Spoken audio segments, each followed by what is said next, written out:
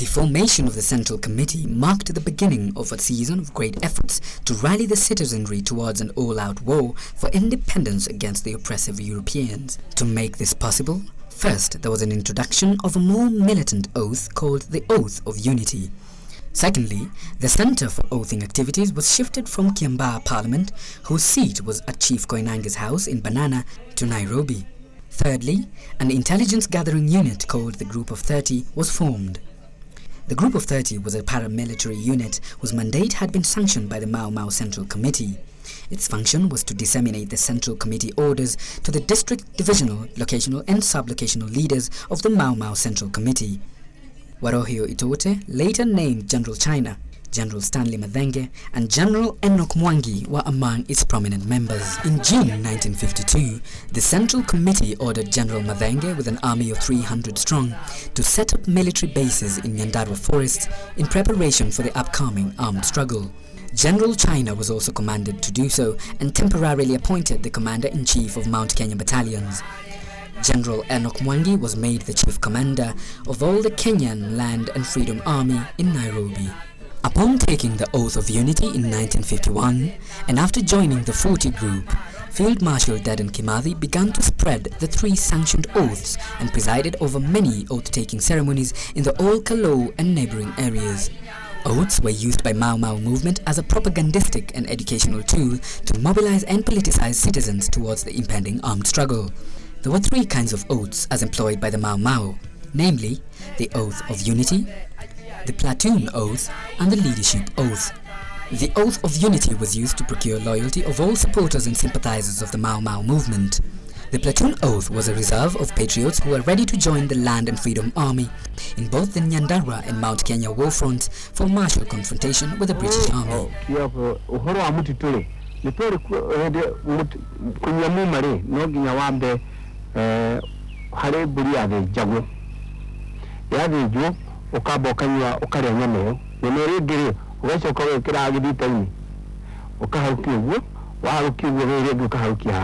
Hana hari nyama ya mundu ugathiho ukagĩa thakame review mundu ari morage niguo kamuroga maita 1 2 3 4 5 6 7 nĩ takuga ate onogana mundu ukamwona hana thigiriri. The leadership oath was restricted to the Central Committee's district, divisional, locational and sub-locational Mau Mau leaders. This oath also bound military leaders in the forest. Kimathi strongly believed in justice for all. This could only come about if and only when true and lasting brotherhood between men was achieved. For this to happen, each nation had to rule itself, as God had not meant any nation to be ruled forever by another. It is in his gallant pursuit of this justice that Kimathi began to recruit enrollees into the Land and Freedom Army in April of 1952 and setting up military bases in the Nyandarua forests. His militant activities within the movement made him a target of the colonial machinery. On October 22, 1952, Kimathi was involved in allegedly organizing a mass oathing ceremony on the banks of the Gora River. This ceremony was attended by thousands of recruits. Nderi Wangombe, the Nyeri district senior chief, got wind of what was happening. Fatally, Nderi decided to intervene, but to his dismay, he realized too late that he had been lured into a death trap. Nderi was summarily executed by Kimathi's men. Thus it goes without saying, a perverse traitor of households, a lustful fool corrupted easily with gold. For favors, ranks and prestige, even his mother he sold. For a dismal title of Chief Nderi of Nyeri, to petty thieves and invaders like Muranga's senior chief Njiri, mortgaged a noble nation for vanity and fame. A stray dog, ignorant of honor or filial piety. A homegird with shit and vomit on his cursed name. By collaborating with the Britons, the fool to his name attracted calamity. At Gura River, machetes were what worked his trunk asunder. Mau Mau forces tower high for uprooting this evil murderer, a laughing stock for all ages. The villain's death even today provokes shame and bitter grudges. Kimathi became a marked man after this incident, and to avoid constant harassment, he went to exile in Tetu, where he was shortly arrested by Chief Mohoya's home guards. At the chief's camp, he corrupted a home guard and later disappeared into the night. Kimathi officially entered the Nyandarua forest in December 1952. He was now 32 years old and had already met, married and had children with Mukami.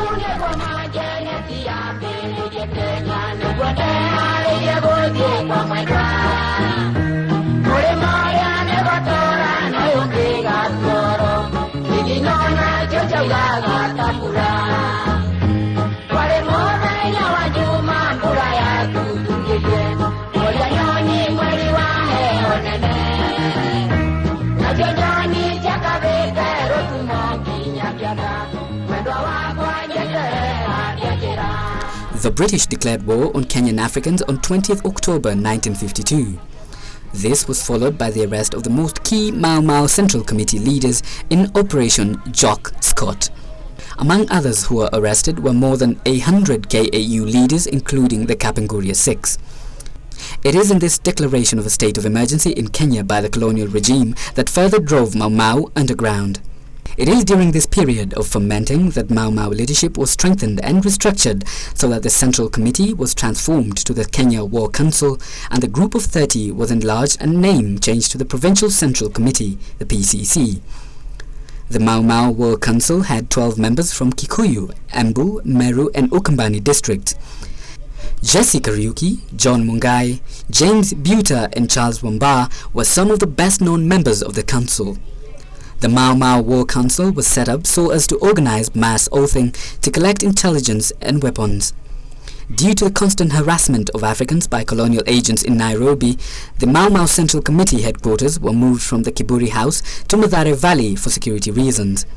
At about the same time, another organ of the movement came into being. The People's Supreme Court was its name. The court consisted of 3 political leaders and 3 military leaders. The People's Supreme Court, the PSC, was a judicial organ where all legal matters were handled. Perpetrators of crimes were tried and judgments passed. Once in place, the courts were incorporated to the administrative structure of the Central Committee from district down to the village level. Unlike many cowardly KAU moderate leaders who, despite having intelligence of their impending arrest one day in advance and who decided to stick around aimlessly, Kimathi and other gallant military braves courageously took arms and defiantly began to wage war for independence against the British.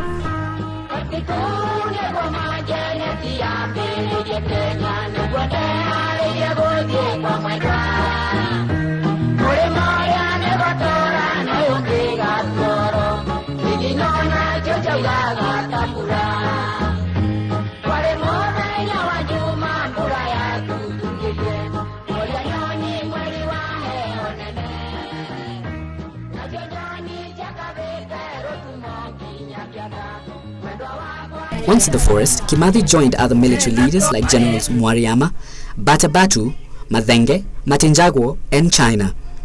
In these early days, Kimathi assisted General Madhenge in building and strengthening the Land and Freedom armies in both Nyandarua and Mount Kenya fronts.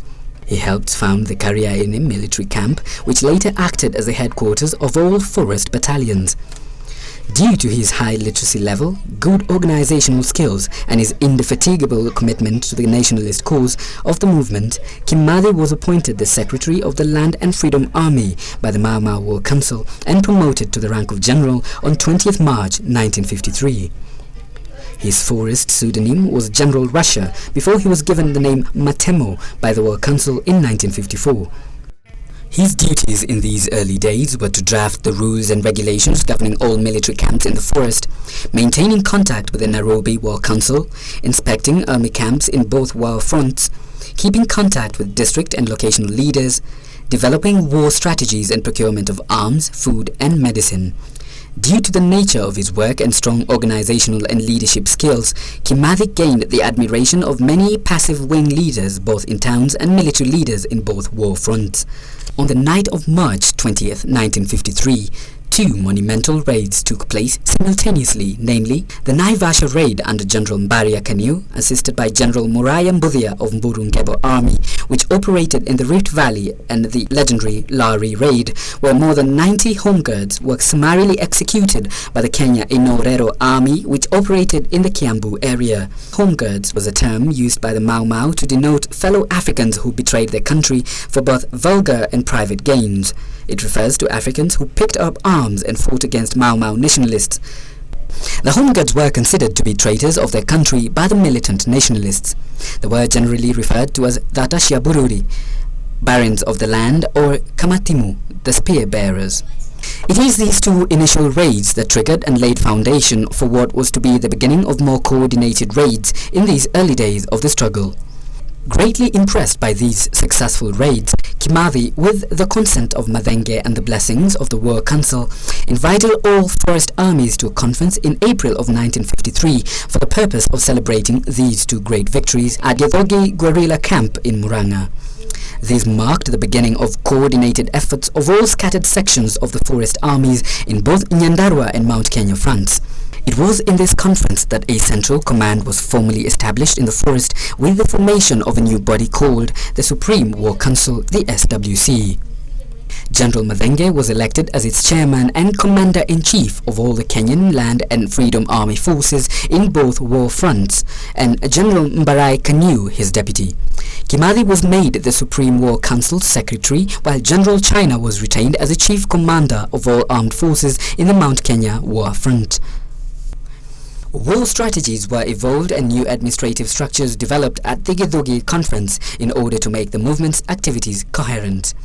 Between April and 12th of June 1953, all raids which had been planned at this conference were executed throughout the Rift Valley, Central and Nairobi provinces, and these were the following. The Othaya raid of 27th May 1953, which was led by General Madenge. Kairodhi and Kariaine raids on 27th May of 1953, led by General Washanga, while General Gikonyo Kanyungu and General Kishohi Ngero raided Musharage Home Guard Post. General Kahiu Itina raided the Gatumbiro Home Guard Post, while Generals Kago Ihura, Matenjago and Field Marshal Kimathi raided the Ndakaine Home Guard Post. General Muhammad Madhu was busy subduing the British militias during the Lukenya raid on the night of August 16, 1953.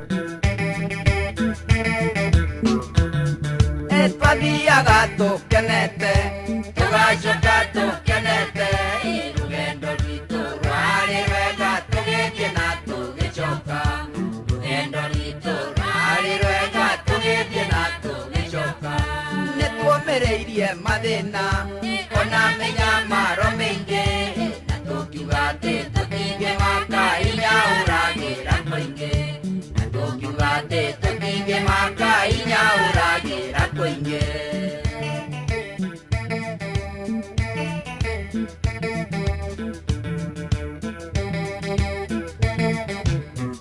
netwo mereirie madena ona menya maro menge na tokiugate totige maka inya uragira. At the beginning, the war effort under General Madenge ran smoothly, but as antagonism between the British and Kenyans in the war front intensified, it became clear to the War Council that a new military leader was desperately required to take over the revolutionary efforts to the next level. Due to the failure of General Madenge as an effective military leader of the Land and Freedom Army, Kimathi was instead proposed and elected as the preferred leader and commander-in-chief of all the Land and Freedom Army forces by the Kenya War Council and by thousands of other patriots at Mwabe. To the position of Field Marshal, Kimathi was elected. This was on August 16, 1953. This was thanks to his exceptional martial tactics, excellent organizational skills and bravery that he had portrayed in the battlefields. The immediate result of this was the dissolution of the Supreme War Council, which was headed by General Madenge. The Kenya Defense Council was then formed in its place, Kimathi as its president. General Masharai wa Kimemia of Muranga was made the deputy, General Kahiu Itina the treasurer, and General Gadhitu wa Waithaka as the secretary general. General China was retained as the chief commander of all Mount Kenya armies. His generals on that front were Tanganyika, Kariba, Roi, Mwariama, Simba, Martin, Baimunge, Aga Khan, Abasweni, Kamwamba, Githe and Gatunga. The KDC later formed an executive committee composed of 12 members. Some of the well-known members are Generals Kibira, Gatu, Karo, Matenjago, Muraya Mbudhia, Ndungu Gisheru, Mbaria Kaniu, Nyoro Kirago, and Kimbo Mutuku. General Mathenge was dropped from the top leadership of the Land and Freedom Army after he declined to attend the Mwathe Congress and his latter refusal to submit to the decision of the War Council. This was the beginning of a serious fallout between Mathenge and Kimathi.